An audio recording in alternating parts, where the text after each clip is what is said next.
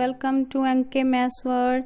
Students, आज हम 7th class का बहुत ही इंटरेस्टिंग टॉपिक जो है 4th चैप्टर सिंपल इक्वेशंस वो लेके आए हैं। सबसे आसान टॉपिक है स्टूडेंट, जिसको ये समझ आ गया ना उनको समझो कि सारा मैथ्स जो है इजी लगने वाला है। बहुत जल्दी जल्दी वो सम करने वाले हैं। नेक्स्ट जितना भी आप मैथ्स जिन जिन क्लासेस में पढ़ोगे, अगर आपने ये टॉपिक अच्छे से सीख लिया तो आपको मैथ्स जो है बहुत आसान लगने वाला है। ये टॉपिक आपने पहले भी स्टूडेंट 6 क्लास में 11 चैप्टर जो था आपका, उसमें थोड़ा सा इसका किया हुआ है इंट्रो, है ना। सबको याद है ना, कितना इंटरेस्टिंग था, कितने मज़े से आपने किए थे वो टॉपिक, तो इजीली आए थे आपको। अब भी वैसे ही हैं, अच्छे से आप कर पाओगे इनको भी। तो स्टूडेंट फर्स्ट सम है हमारा, complete the last column of the table. यहाँ पे टेबल बना हुआ है, वो कह रहा है कि इसका लास्ट कॉलम जो है वो आपने फिल करना है।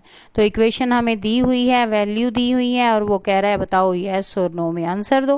कैसे कि ये वैल्यू जो है वो सेटिस्फाई करती है इक्वेशन को। तो कैसे करेंगे, पहले यहाँ पे x इक्वल टू 3 है ना, तो यहाँ पे x के प्लेस पे 3 पुट करके देख लेंगे। यहाँ पे 3 लिखा है x की जगह, तो 3 + 3 कितने हो गए 6, लेकिन यहाँ तो राइट साइड में 0 है, तो देयरफॉर ये जो है इसको सेटिस्फाई नहीं कर रहा, तो यहाँ क्या आ जाएगा नो। ऐसे ही नेक्स्ट, तो ऐसे ही स्टूडेंट आपने फिल करके यहाँ पे ये वैल्यू देख लेनी। अगर तो राइट साइड आ जाए लेफ्ट साइड को सॉल्व करके देन यस, नहीं तो नो। जैसे 0 फिल करेंगे, यहाँ पे 0 + 3 तो 3 होता है, लेकिन राइट साइड पे तो 0 है, देयरफॉर इसका भी आंसर क्या होगा नो। नेक्स्ट यहाँ पे -3 फिल करेंगे, -3 + 3, एक माइनस का एक प्लस का, तो दोनों कैंसिल हो गए, 0 आ गया, तो राइट साइड में भी क्या है 0। देयरफॉर ये सेटिस्फाई कर रही है वैल्यू, तो यहाँ पे यस। ऐसे ही इसके नेक्स्ट सभी सम जो हैं वो कर लेंगे। तो सिंपल है स्टूडेंट, यहाँ पे सभी वैल्यू जो फिल करके आप देख लोगे, सामने यस नो के ही आंसर सिर्फ देने। स्टूडेंट नेक्स्ट सेकंड सम है हमारे पास, check whether the value given in bracket is a solution to the given equation और नॉट। कह रहा है कि जो ब्रैकेट में वैल्यू दी हुई है वो यहाँ पे पुट करो और बताओ कि इसका सॉल्यूशन है ये वैल्यू या नहीं है। तो हम क्या करेंगे, n यहाँ पे लेफ्ट साइड में है, तो लेफ्ट साइड में n की वैल्यू पुट करेंगे, देखेंगे सॉल्व करके लेफ्ट साइड को राइट साइड आती है। तो यहाँ पे n की वैल्यू पुट की 1 + 5 6 आ गया, लेकिन राइट साइड पे हमारे पास 19 है, तो left hand side not equal to right hand side, therefore n = 1 is not a solution of given equation. ऐसे ही स्टूडेंट इसका नेक्स्ट पार्ट करेंगे। नेक्स्ट जो है सेकंड के पार्ट्स, वो देखो यहाँ पे n की वैल्यू क्या पुट करनी है -2, यहाँ पे -2 पुट करेंगे, 7 × 2 = 14, माइनस का 14 और प्लस का 5 लेफ्ट साइड में पुट किया इसे। क्लियर, तो हमारे पास आंसर आया -9, बट ये यहाँ पे राइट पे तो 19 था, तो ये क्या हो गया left hand side not equal to right hand side, ये इसका सोल्यूशन नहीं है। n = 2 -2 is not the solution of given equation. तो ऐसे ही स्टूडेंट इसके सभी ब्रैकेट में जो भी है नंबर वो यहाँ पे फिल करेंगे और फिर लेफ्ट साइड को सॉल्व करके देखेंगे कि राइट साइड में जो है वो आंसर आ रहा है। अगर तो राइट साइड वाला आंसर आ जाए देन ये जो है सोल्यूशन है, अदरवाइज ये सोल्यूशन नहीं होगा। जैसे यहाँ पे लास्ट में भी p = 0, तो यहाँ पे 0 फिल किया, 4 0 0 -3 आ गया आंसर, बट राइट साइड पे तो 13 है, therefore left hand side not equal to right hand side, therefore p = 0 is not the solution of given equation. Next third sum है हमारे पास, solve the following by trial and error method. Trial error method मतलब गलती करके सीखना, गलतियों से सीखना। जैसे इसे हम कहते हैं और भी कुछ, क्या कि तीर और तुक्का वाला, ठीक है, कि लग गया तो तीर नहीं तो तुक्का, है ना। कई बार हम ऐसे ही फिल करते हैं वैल्यूज़, हमारा आंसर आ जाता है ना। वैसे ही हमने इसको प्रॉपर वे से नहीं, सिर्फ तीर तुक्का मेथड जो है, ट्रायल एंड एरर मेथड, मतलब कि करना है पुट वैल्यू कोई भी करके हमने देख लेना है कि अगर तो आंसर आ गया तो ठीक है, ठीक है ऐसे। तो यहाँ पे हमने सबसे पहले p की वैल्यू 1 पुट करके देख लेनी है। लेफ्ट हैंड साइड में p1 पुट किया, 5 इंटू 1 प्लस 2, 5 1 ज़ा 5 प्लस 2 7 आ गया, लेकिन राइट साइड नहीं है ये, वो तो 17 है, therefore not equal to right hand side. अब 1 तो नहीं आया ना, तो नेक्स्ट 2 देख लेते हैं। पुट p इक्वल टू 2, यहाँ पे p के प्लेस पे 2 पुट कर दिया, 5 टू ज़ा 10 प्लस 2 12। अभी भी राइट हैंड साइड नहीं बनी यहाँ पे हमारी, है ना, वहाँ 17 चाहिए हमें। नेक्स्ट हमने 3 पुट करके देखा, p की वैल्यू 3 पुट की, 3 5 ज़ा 15 प्लस 2 15 प्लस 2 17। हाँ यहाँ पे आ गया ना हमारा अब आंसर, ये राइट हैंड साइड आ गई हमारे पास। देयरफॉर क्या पुट किया था, p इक्वल टू 3, तो वही हमारा सोल्यूशन है, p equal to 3 is a solution. ऐसे इसका नेक्स्ट पार्ट जो है इसी मेथड से करेंगे। स्टूडेंट इसका नेक्स्ट सम है 3m माइनस 14 इक्वल टू 4। अब हम इसे सॉल्व करेंगे। तो यहाँ पे कंफ्यूज नहीं होना स्टूडेंट्स, यहाँ पे आपको पता है कि वैल्यू कैसे पुट करेंगे और कैसे आंसर आएगा 4। यहाँ पे जब m आप 6 पुट करोगे देन फिर ही ये आंसर आने वाला है, तो उसके अकॉर्डिंग आप इसको पहले 1 फिर 3 4 ऐसे भी पुट करके देख सकते हो, सीधे ही 2 3 4 5 ऐसे 2-3 वैल्यू जो हैं 3-4 पुट करके देख लो और लास्ट में 6 पुट करके उसका आंसर दे दोगे। तो नेक्स्ट फोर्थ सम है student, right equation for the following statements. यहाँ स्टेटमेंट दी हुई हैं और कहता है इसकी इक्वेशन बनाओ। स्टूडेंट ये 6 में भी किए हुए हैं ऐसे सम आपने, सिंपल इक्वेशंस बनानी स्टेटमेंट से। यस, तो वैसे ही ये भी करने हैं, बिल्कुल आसान है, ध्यान से सिर्फ ये समझना है कि उसने क्या लिखा हुआ है और उसी तरह से हमने यहाँ पे लिख देना है। जैसे फर्स्ट है the sum of numbers. Sum means क्या होता है, SUM सम मीन्स प्लस, है ना, तो किसकी प्लस, नंबर्स की। कौन से नंबर, x एंड 4, तो x प्लस 4 की प्लस किसके बराबर इक्वल है, इज 9 इक्वल टू 9। ये इक्वेशन हो गई, कितनी सिंपल है। नेक्स्ट 2 सब्ट्रैक्टेड फ्रॉम y, कहता है 2 को सब्ट्रैक्ट करना है किससे, फ्रॉम y, यानी कि y माइनस 2 इक्वल टू 8। यहाँ पे फ्रॉम का ध्यान रखना है कि जब भी फ्रॉम वर्ड आए तो जो दूसरा नंबर होता है वो पहले आना होता है और पहले वाले ने बाद में। Clear. Next 10 times a is 70। 10 times, times mean multiply, 10 को मल्टीप्लाई करना है किससे, a से।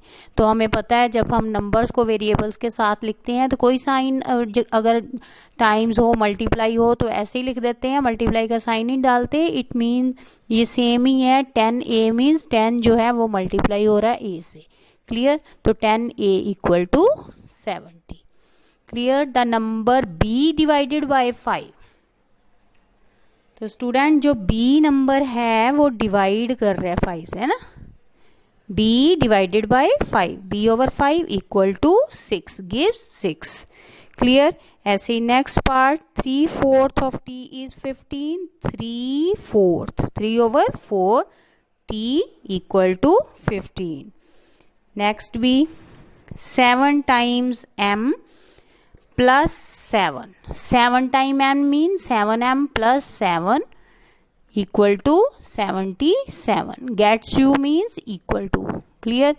1/4, अब यहाँ पे x के साथ अगर 1/4 लगाएंगे 1 ओवर 4 तो वो x ओवर 4 ही हुआ ना, है ना, हाँ, -4 इक्वल टू 4। क्लियर। ऐसे ही इफ यू टेक अवे मतलब उसको निकाल लो बाहर, निकाल लो मीन्स कोई चीज हम किसी में से निकालते हैं तो क्या करते हैं, माइनस करते हैं ना, सब्ट्रैक्ट करते हैं। यस, तो टेक अवे 6 को निकालना है, किस में से निकालना है, फ्रॉम मीन्स किस में से निकालना है, 6 टाइम्स y, तो 6y में से 6 सब्ट्रैक्ट कर दिए तो आप कहता क्या आ जाएगा आपके पास 60। Clear. Next if you added 3, अब ऐड करना है किसमें ऐड करना है, to 1/3 of z, 1/3, z mean z/3 plus 3 add हो गया ना, तो किसके इक्वल है, you get 30 equal to 30। Clear student. ऐसे स्टूडेंट जो फिफ्थ पार्ट है इसका, write the following equation in statement form. अब फोर्थ सम में स्टेटमेंट दी हुई थी तो कह रहा था इक्वेशन बनाओ, अब इक्वेशन उसने दे दी तो कहता स्टेटमेंट बनाओ। अब जैसे वहां पे क्वेश्चन था वैसा हमने इसका आंसर बनाना है। तो क्या लिखा हुआ है यहाँ पे, p + 4 = 15। अब जैसे जैसे लिखा है वैसे ही हमने स्टेटमेंट में लिख देना है। तो प्लस का मीन्स क्या होता है, सम, अभी किया था ना फोर्थ पार्ट में। तो सम ऑफ नंबर्स, कौन कौन से नंबर प्लस हो रहे थे, p और 4 है ना, p एंड 4, और आंसर क्या था 15। तो कैसे लिखेंगे, sum of numbers p and 4 is 15। ऐसे ही नेक्स्ट जो सब्ट्रैक्ट हो रहा था m में से 7, तो कैसे लिखेंगे, 7 subtracted from m equal to के उधर कौन था 3, तो is 3। Clear. 2 times m is 7। ऐसे इसके नेक्स्ट पार्ट जो है सेम जैसे हमने फोर्थ सम किया उसी तरह इसकी स्टेटमेंट लिख लेंगे। तो फिफ्थ तक तो सिंपल स्टूडेंट्स थे जो हमने इक्वेशंस बनाई। अब सिक्स सम में देखो, Irfan says that he has 7 marble. Irfan के पास कहता 7 मार्बल्स मोर देन 5 टाइम्स, ज्यादा है, मोर मतलब ज्यादा है, किससे, देन किससे, 5 टाइम्स, 5 गुना, किसके, मार्बल्स परमीत हैज, परमीत के पास जितने मार्बल हैं उसके 5 टाइम्स और प्लस 7, इरफान हैज 37 मार्बल्स। तो यहाँ पे हिंट भी दिए हुए हैं कि आपने मार्बल्स के लिए नंबर m जो है वो वेरिएबल लेना है। तो यहाँ पे let m be the number of permits marble, यहाँ पे दिए हुए हैं ना परमीत के मार्बल m है, तो फिर क्या, वह उसने क्या कहा था 5 टाइम्स है परमीत के, 5 टाइम्स मीन 5 के साथ m को मल्टीप्लाई कर दो, 5m प्लस 7, 7 ज्यादा कहे थे ना यहाँ पे, प्लस 7 = 37। क्लियर। ये इक्वेशन सिर्फ उसने सेटअप द इक्वेशन कहा है, सिंपल इक्वेशन ही अपने सेटअप करनी है, इसको सॉल्व नहीं करना। अगर तो सॉल्व द इक्वेशन कहेगा देन उसको सॉल्व करना है, वो नेक्स्ट एक्सरसाइज आगे हैं जो उनमें आएगा इनको सॉल्व करना। क्लियर। तो अब सिंपल आपने सिर्फ इक्वेशन जो हैं वही सेट करनी है स्टेटमेंट पढ़ के। Lakshmi father is 49 years old। Lakshmi के फादर 49 years old हैं, he is 4 years older than 3 times Lakshmi's age. ठीक है, तो वो उसकी एज से 4 साल है ना, तो 4 + 4 ज्यादा बड़े है ना, तो किससे, 3 टाइम्स लक्ष्मीज एज, लक्ष्मी की एज के 3 गुना में, कहता 4 जो है वो प्लस कर दो, देन उनकी एज आएगी 49। तो हम यहाँ पे हिंट दिया हुआ है लक्ष्मी की एज कितनी, y मान ली है ना, तो 3 टाइम्स मतलब 3y + 4 = 49। नेक्स्ट थर्ड पार्ट है इसका, the teacher tells the class that the highest marks obtain by a student in her class are twice the lowest marks + 7।